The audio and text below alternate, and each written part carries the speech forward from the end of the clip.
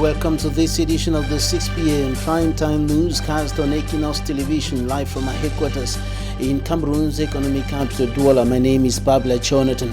In our top stories in this edition of the news, women in the northwest and southwest regions of the Republic of Cameroon call for an end to hostilities and violence in the bushes so that they can have access to their farms. They say that food security is seriously threatened by the 4-year armed conflict persisting in the two English-speaking regions of the Republic of Cameroon. Also in this newscast, we'll talk about one person who has died and several others injured after a house collapsed in Babaju in the west region of the country. And in the northern regions of the country, we'll talk about a crocodile that stomped a compound in the far north region of the country. Nobody was injured and the crocodile has been captured.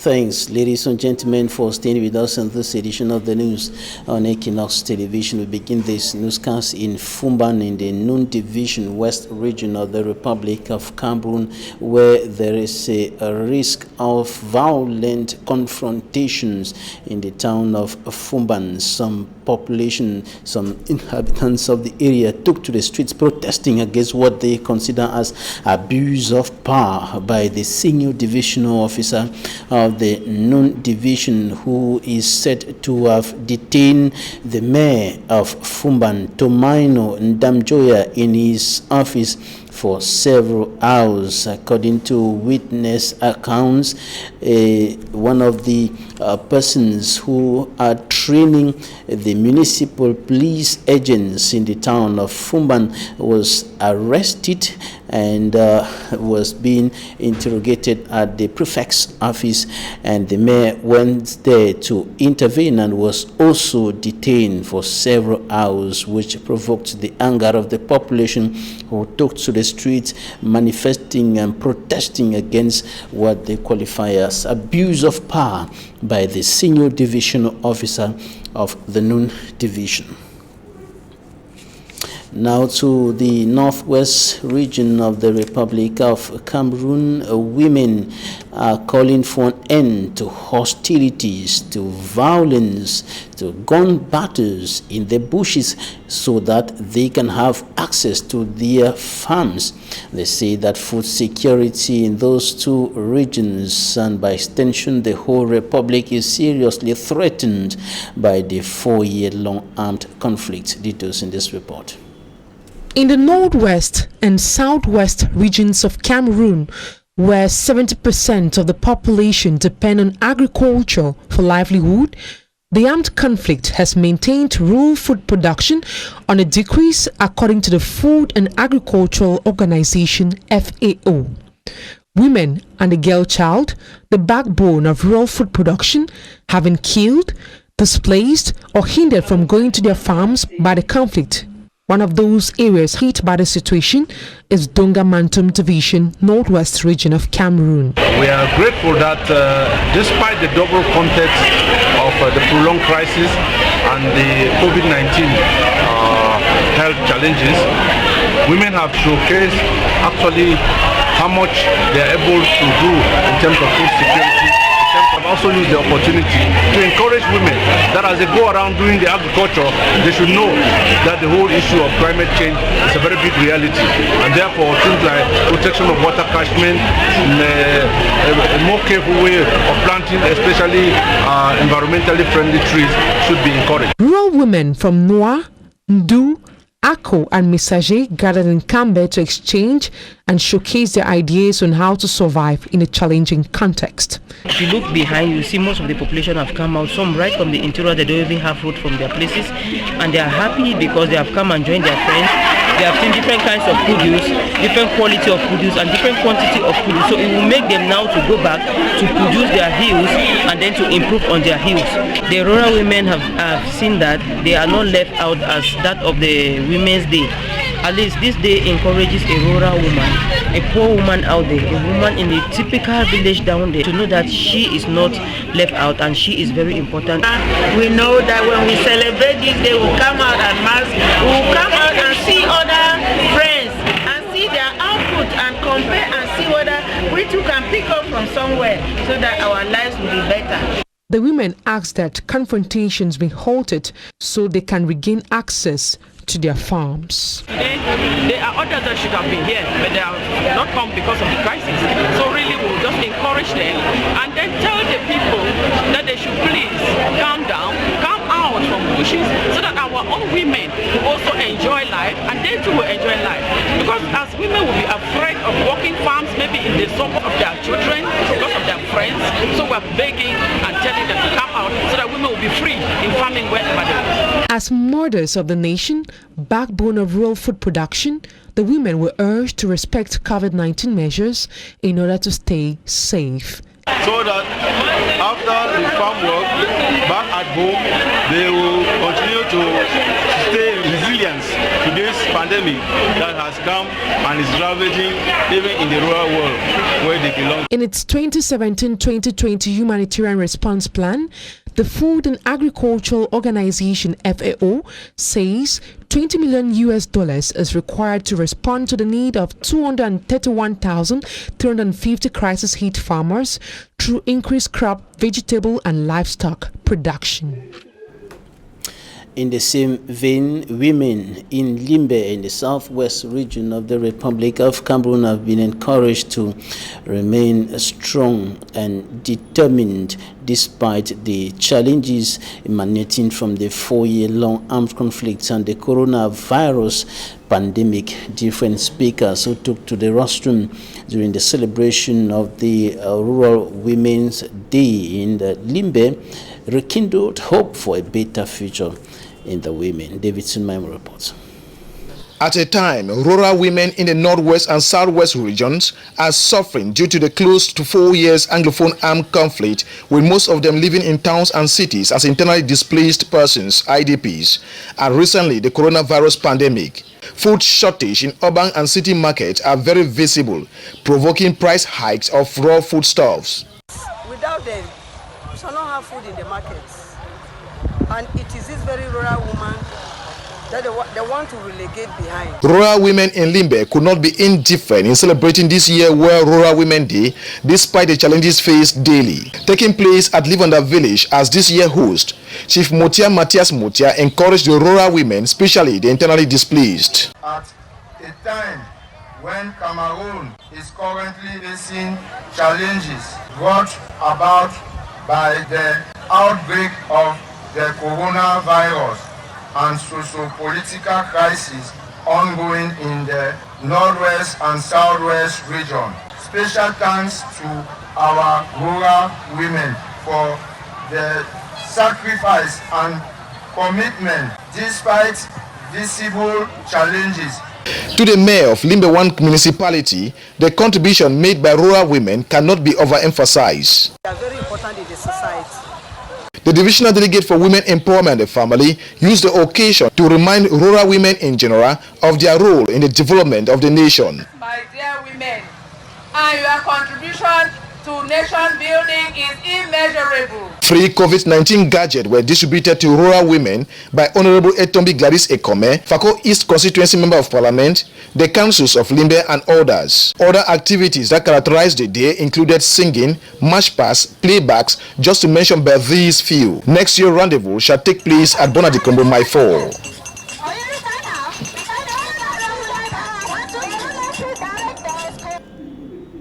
One person has died, 3 others injured in the Babaju, west region of Cameroon, following the collapse of a building, and in the town of Bamenda, another building equally collapsed. No human life was lost in the incident in the town of Bamenda, northwest region. Smanjik and Gabriel has in details. Inhabitants of Tumaka quarters in Babaju, West region, fighting to survive some workers trapped in debris.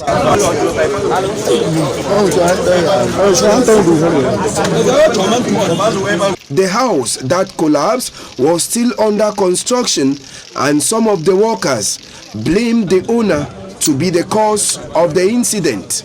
Tout ça est causé comme ça dû à la pression que le patron de la maison, c'est lui qui est causé dans tout ça. This happened due to the pressure from the owner of the house who wanted things to be done very fast. After decking the house, usually it is allowed to stay for at least 1 month and at most 1 month and a half before work resumes on it. Surprisingly, after the decking, not up to 5 days, we started work on it. He pressurized that the second decking should be made, but we asked for sticks. He told us we should get the sticks from the former decking that we did. Pour faire les pêches, il dit qu'on va enlever ce qui est à terre, ce qu'on avait fait les premiers pauses, pour faire la deuxième date.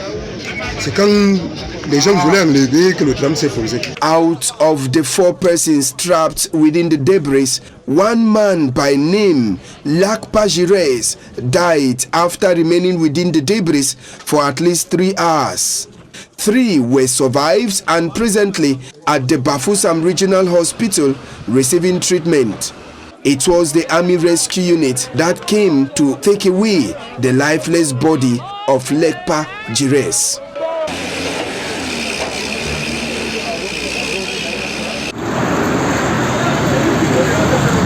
At the Upstation neighborhood in Bamenda, it was a 4-story building house that crashed into the floor.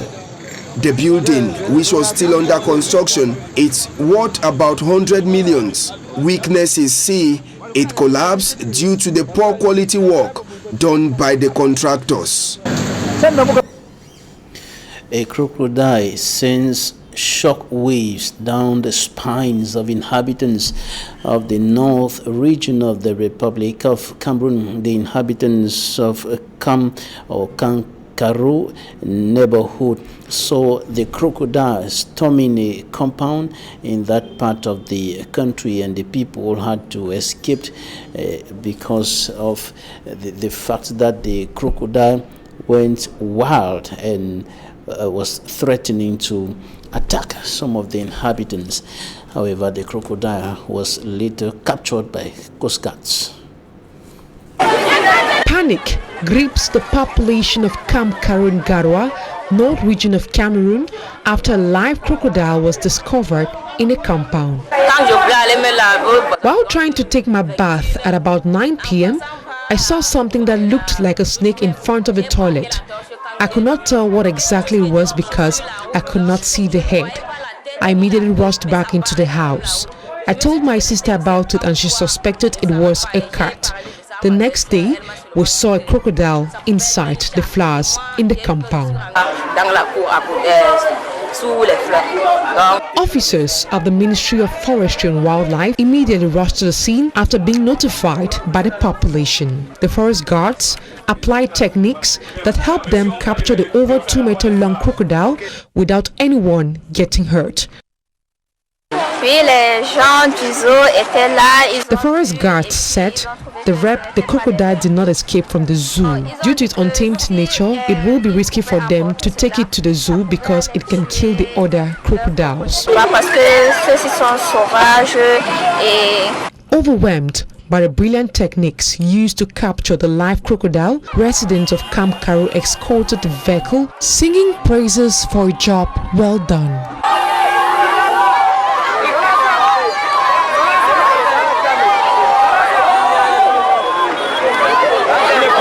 The recent floods experienced in Kamkaru are said to have been pushing several crocodiles away from their habitat. The population have been called to be on alert and immediately report such situations.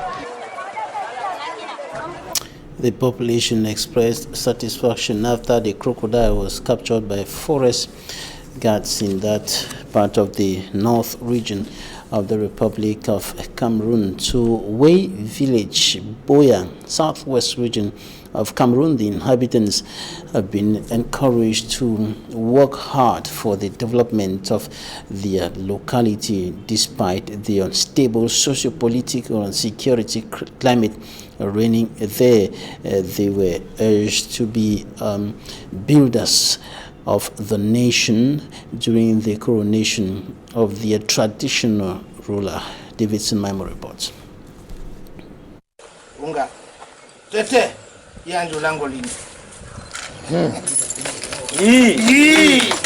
It was the traditional coronation of the chief of Wei village located around mile 16 behind Bolu in Boya subdivision.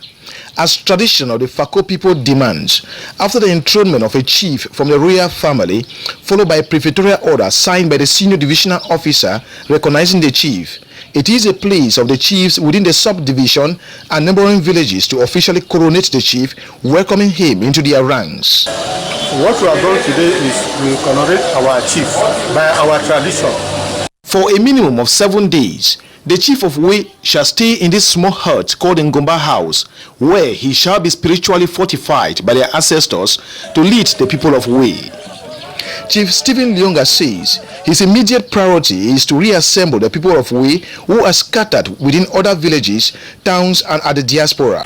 I'm inviting the people of Wei in and out of Cameroon to try and come back to the village. Let us join hands together to develop the village. Because for long Wei has gone to extinct, so now we just pray to make Wei a better place. To the president of Boya Chiefs Conference, Chief Kama called on Wei people to bring back life to the once buoyant Wei community before it went extinct. When we call a village deserves having houses. Let the elite, the sons and daughters, go back to that village and put up structures. Because you cannot call a place a village where there are no houses. That is the advice given to the population of Wei village. The once extinct Wei village was the biggest village within Mile 16. It is one of the villages of the Bakure clan. Out of Cameroon, over 30 persons are reported dead in Lagos, Nigeria, within the context of the NSAS public protest in that country, while 25 Chadian soldiers have been killed by Boko Haram militants in the Chad, of course. Details in this report. One of people taking part in a protest against police brutality have reportedly been shot or wounded in Nigeria's largest city, Lagos. Witnesses say more than 12 people have been killed and several others wounded when soldiers opened fire.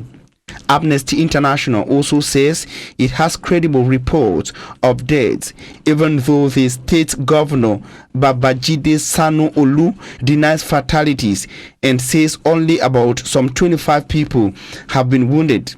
An indefinite 24-hour curfew has been imposed on Nigeria. Meanwhile, it is a post-electoral deadlock in Guinea-Conakry, still in West Africa. The opposition in the country denounces what it calls a large-scale fraud aimed at preventing them from winning the Sunday's presidential elections. Campaign manager for the main opposition challenger, Selun Diallo, says the administration of President Alpha Conde is doing everything possible to modify results in his favor. The radicalization of the two main candidates in this election is causing a lot of division in the society, thus creating insecurity.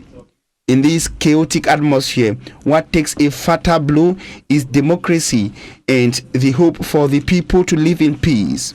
Still in West Africa and over in Ivory Coast, after the violence on Monday in the country's capital, Abidjan, and some other cities, Equinoxe has called on the main opposition candidates, Henri Konan Bedi and Pascal Affingesang, to reconsider their call for a civil disobedience. Over in the Central African sub-region, Boko Haram fighters have killed 6 Chadian soldiers in the Lake Chad region, where deadly jihadist attacks against civilians and security forces are on the rise, the army said on Tuesday. The soldiers were killed while patrolling a group of isolates on the Chad-Nigeria border. Security experts say Boko Haram, which originated in Nigeria in 2009, has established bases on islets dotting Lake Chad, a vast swampy expanse in the border region straddled by Nigeria, Chad, Niger and Cameroon. From me, Armstrong Sander with a roundup of foreign news, ending this first segment of the news on Equinoxe Television. Talking Point is up next.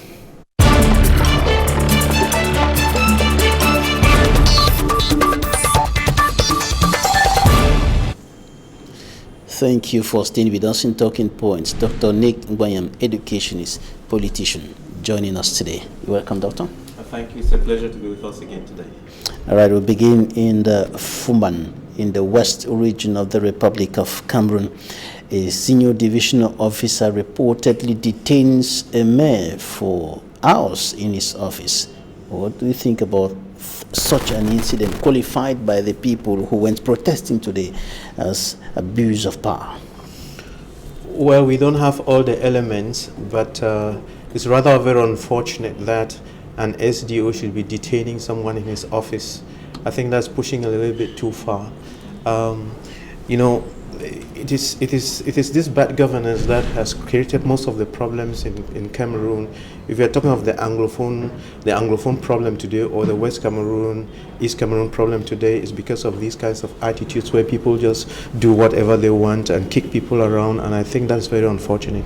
And that has provoked a risk of violent confrontations in the area. I think the thing that you know, when I've been talking, you remember I was talking about confederation. It was such that if we brought in a new way of governance in this country, we will not be seeing things like this. You know, it's just when the government is over centralized and you have some people who wield a lot of power, at the end of the day they think they're gods. And when such a thing happens at a time when the security of the country is at stake, the socio-political and security climate is quite tense, unstable.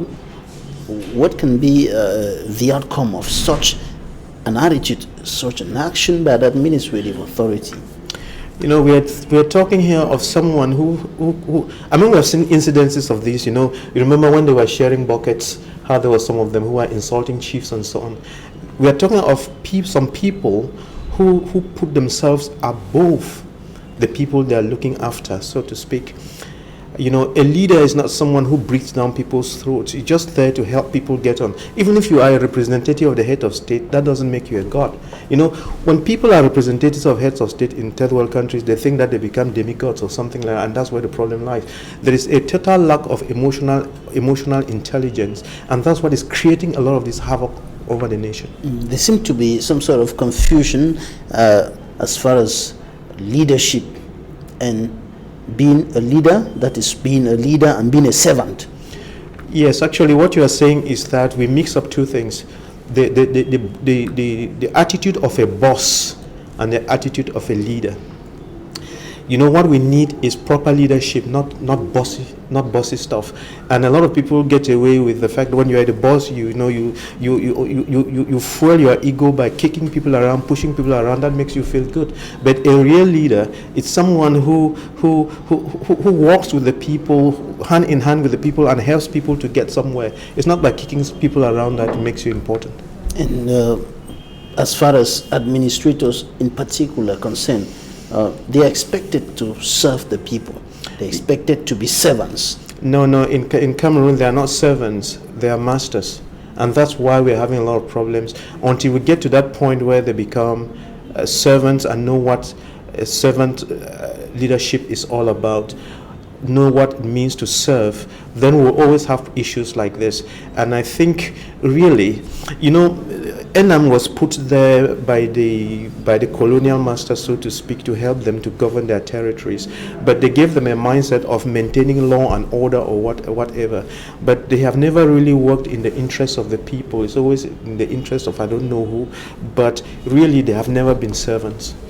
On to something else now. In the northwest region of the country, the women, as well as those in the southwest region, asking that hostilities, violence, confrontations in the bushes should end so that they can have access to their farmlands. There seems to be a serious problem with access to farmlands in those two regions.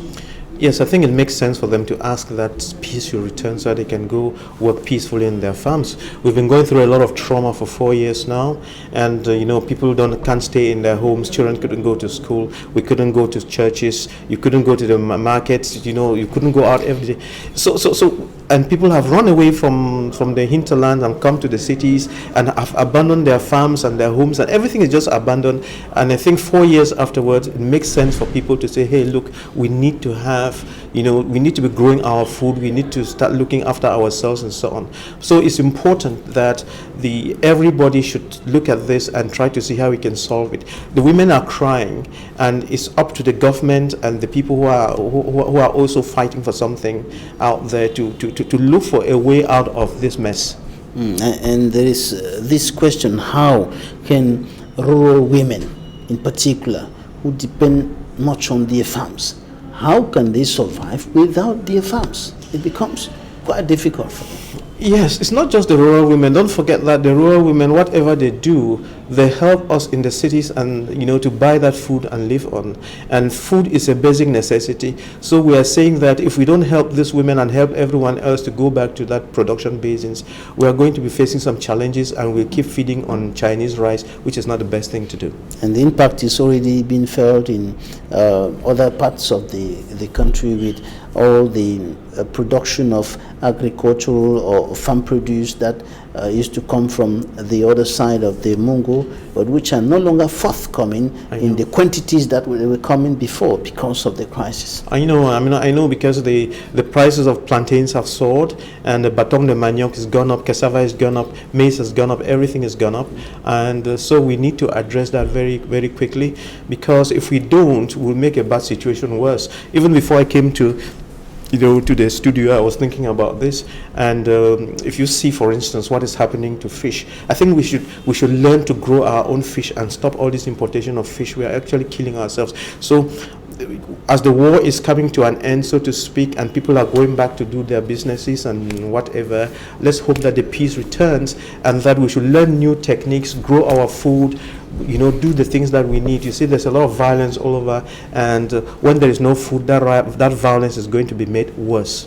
And you think that all these problems can be solved through what you call confederalism, but there are other politicians, other Cameroonians, who think that before whatever thing comes into play, there should be a political transition in the country, and government on its part is going about trying to solve the problems in the northwest and southwest regions in its own way. Before we go further to talk about political transition or confederalism, let me take your reaction on this action that is being taken by soldiers on the ground in terms of trying to solve the problem, trying to resolve the crisis, trying to put an end to cessationist activities, trying to restore peace according to the Ministry of Defense.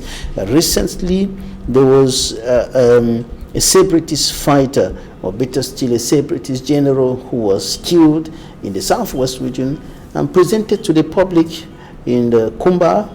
His corpse put on the streets for people to watch and so on. And then the senior divisional officer of Meme Division, Tundong Chamberlain, said this is an indication that the military is professional, and this is to show that those who are still in the bush, if you continue in that way, we are coming after you. What do you think about that? Well, I guess when he said the military was professional, I guess he was saying that military was able to go into the bush and pick out someone they wanted without causing a lot of collateral damage. I guess that's what he was saying. But technically, killing one another, the soldiers killing civilians and killing those guys carrying guns, or those guys killing the military, killing one another, the violence is not the solution. We had the solution in our hands, but we didn't make use of it. and we keep on killing each other and with the violence. That is not the solution. There is a proper solution to these things, and violence and killing of each other is not it. It's not it. The CPP, Cameroon People's Party, the Popular Action Party, Stand Up for Cameroon Civil Society Platform, and others think that the only way out, the first step that is going to take us to either confederalism, federalism, or whatever form of state that will be adopted, is a political transition. This must occur for anything else to happen. President Paul Biya and his government must give way to a new class of political leaders for any other thing to come into play. This is what the people of the politicians of CPP, PAP, Stand Up for Cameroon Civil Society members are saying. What do you think about this idea? Well, you know, there are 350 political parties in Cameroon, and everyone has got his own way of approaching the problem. Whether it's the right answer or not is to be debated. But let me say here that in Cameroon we have been going after politics so much. Everybody is just politics, politics, politics, politics. You know, professors can't solve problems. Politics, politics, politics. They are all on television every day talking things that don't make sense. Everybody looking for a piece of bread here and there by rubbing the other in the mud. That's not the way. You know, I've thought about these things so much, and I've had the opportunity to get an insight into what is going on. And if you actually study the problem tree, like probably on one of the write-ups that I sent on social media, you would understand that we concentrate on a couple of things. We concentrate on fighting tribalism, corruption, bad governance, and what have you, and we think that is the problem. And there are a lot of youth problems too. You see youth in Nigeria, they are striking, in Cote d'Ivoire, everywhere in Cameroon, they are all fighting. But when you stay at that, you will never get it done. What I'm saying is, for instance, you can do whatever you like in Cameroon to fight corruption now, you will not get it out, because it has been put there. It's a reaction to something that is deeper that we are not seeing. The real problem of Cameroon and Africa is the fact, number one, that we don't know how to solve. We don't understand problems. That's the first thing. And because we don't understand problems, we don't know how to solve problems, which means that we are not capable of producing wealth for everybody. So we lack economic independence. That is the problem. And when you think carefully and pull back a little bit, you will realize that all of these things are caused by a bad educational system that the white man gave to us, not because he was ignorant. He might have been ignorant because, in a way, you would have noticed that China came from the back and has overtaken the Western world. It has taken Britain and France to be growing, you know, going through experiments to this day. But China copied the right thing and overtook them. And probably they gave us that kind of education and we got stuck with it. That's why we are producing masters and PhDs that are crying everywhere because they are not doing the right thing. So we need to correct this one and correct that mentality, otherwise we are going nowhere. Which means that even today, if you were to remove the CPD and put the MRC or put the SD or put whatever, if you don't go down to the basis and correct that education so that we do it like the South Koreans do, like the Malaysians do, like it's done in Singapore and Finland, we are going nowhere. We are turning around in circles. So all these many political parties, that's not the solution. Walking on the street is not the solution. Screaming all over is not the solution. It's just wearing the right thinking cap. And I think that in the next government, President Paul Biya is going to change it in a manner that will solve the problems. But education and all the other aspects of national life being implemented or put in place by policies, and policies are defined by the politicians, those who are ruling the state.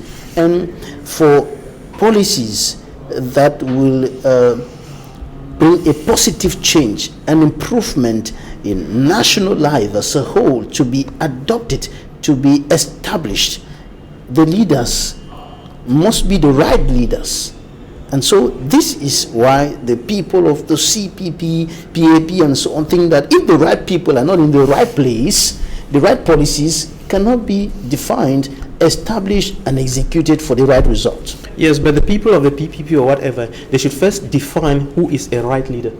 Because many people, everybody says we're the right leader. You don't read that. Everybody says we're the right leader, we're the right leader. But in reality, if we wanted to find the right leader, probably we should sit in a big hall somewhere and debate what it is to be the right leader, what it takes to create wealth, what it takes to solve youth problems and so on. Because a lot of people just sing and then you put them in power and they don't deliver. You see, many of these ministers, President Pope here puts them there thinking they're going to solve the problems, and instead of solving problems of people, they turn around and are clapping hands and singing and worshiping Paul Biya. He doesn't put you there to be worshiping him and clapping for him or singing praises to him. He puts you there to be solving problems. But when you fail to solve problems, you create more problems for him. And that's so we've been going around this merry-go-round and so on. And I've come to the point where I stop listening to what people say. I want to see what they do. So when you see people sitting on television or on the streets and so on, forget about their march, forget about what they're saying, go behind and find out in their private lives what have they achieved, what have they done, what are they doing for other people and so on. What the people say on TV or radio or on the pulpit doesn't count. You're talking about the people appointed by the President of the Republic, who, according to you, are not doing the right thing, are not doing the job for which they were appointed, but others think that the whole problem should be attributed to the head of state because he appointed those people. Does it mean that he's appointing only wrong people? No, it's not so. Does not know the people he's appointing? No, it's not so. I mean, you know, if you just sit out there and we are an employee somewhere, you can throw a lot of banana peelings.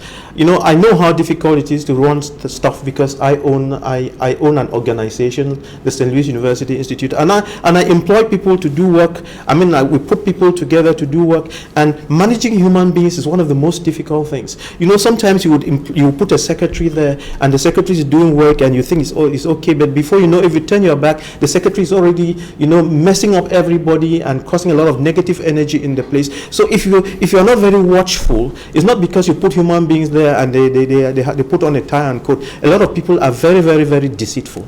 A lot of people are very deceitful. So is it necessary to have a change at the helm of the state, for example, to have a change in the administration, in the government institutions? Yes, it's very, very important. If we complete overhaul. Yeah. I think if it's not working, it's changed. If it's not working, it's changed. I think, and the President Paul Biya, I think he's you know, I think he's thinking very seriously about doing some kind of a clean sweep so that we can get something that works. It's very important because, as we said last time, 2035 is just 15 years down the road and we can see clearly where we are going. If 2035 is down the road and we cannot even produce our own fish, we cannot even produce our own rice, we cannot even cut grass. Go to Bonaberry, the new road, there's grass growing on the road. If we cannot even keep that clean, let alone asking for public toilets and so on, and we're talking 2035, we are liars. 2035 will not work, will not come to pass, will not be a reality if we don't continue going this way. If we don't change our mindset, if we don't change the way we do business, if we don't change the way we do things, nothing will change. Nothing will change. And you're saying also that for real change to come, that would really change everything, solve the problems both in the northwest, in the southwest regions, in the far north, in the east. Across the board, there should be confederalism. Yeah, confederation is the thing that can solve this problem. By confederation, we mean that the state as it is now should be decentralized at a two-state decentralization. First, we create the West Cameroon, the East Cameroon. Then we go inside the confederal states and create and decentralize as it is now. Okay, and then reduce the powers of the SDO so that they don't keep locking up each other and then causing confusion, and come up with a new structure that works. All right. We hope that someday we'll come to that in Cameroon. In the meantime, government is going ahead with the implementation of decentralization with the new code and the special status for the northwest and the southwest regions, even though many are saying that it's not going to work, it's not going to change anything, but government strongly believes that the implementation of the new decentralization code and the special status for those two regions is going to bring a significant change with regards to the way the country is governed. And this is where we are ending this edition of the news on Equinoxe Television. Dr. Nick William, thank you for your time. It's a pleasure to be with you again. Thanks, ladies and gentlemen, for staying with us. That's it for today.